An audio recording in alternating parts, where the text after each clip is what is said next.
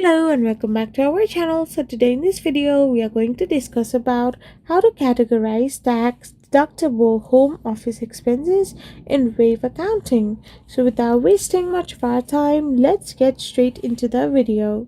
So if you want to calculate or categorize tax deduction or tax deductible home office expenses in Wave Accounting, all you can do is simply go and log in into your Wave Accounting first.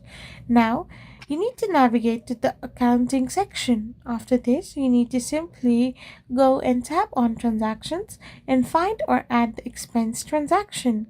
In the category dropdown, select the relevant expense account. You can add new categories if needed. Now you can simply generalize them into indirect expenses or direct expenses.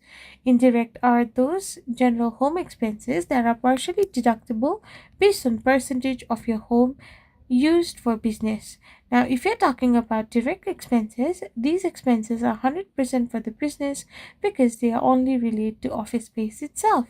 So this way you can simply categorize them. You can also categorize them as shared expenses, which is like that you use at home and office both.